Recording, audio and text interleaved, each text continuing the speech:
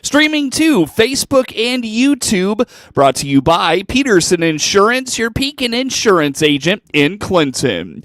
Clinton residents today will decide who finishes out the 2 years remaining on the mayor's term on the Clinton City Council. For the last week, regional radio listeners and readers of DeWittDailyNews.com have heard from 5 of the 6 candidates seeking to fill the 2 years remaining on the term left vacant by Roger Cerulik, who abruptly resigned the post in the summer of 2023.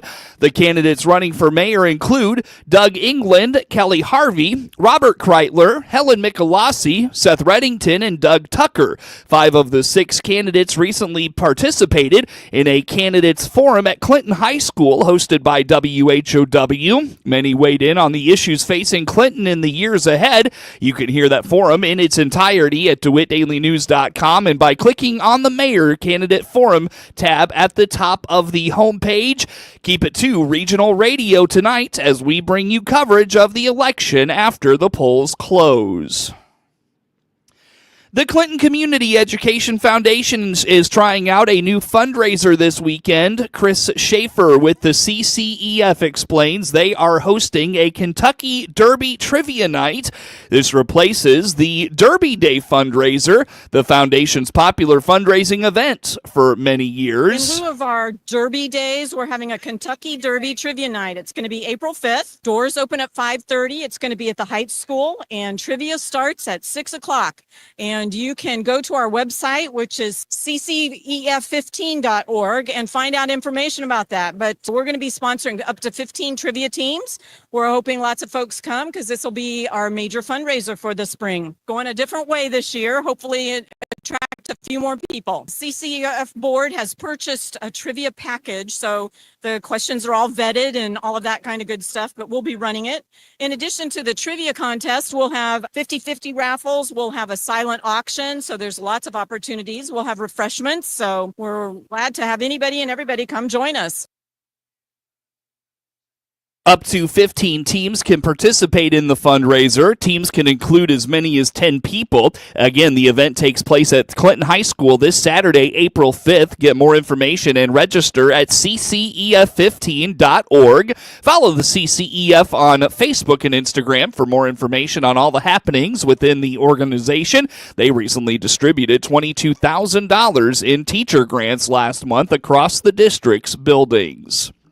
A couple of seats on the Lincoln City Council will be contested in tomorrow's general election. On the WHOW Morning Show Monday, Lincoln Mayor Tracy Welch indicates Alderman Steve Parrott and Wanda Rolfs have their seats up for re-election with challengers in each ward. And pardon me, that election is today. Yeah, tomorrow's election, there's some uncontested races, but there are a couple contested races, one in Ward 1 and one in Ward 3.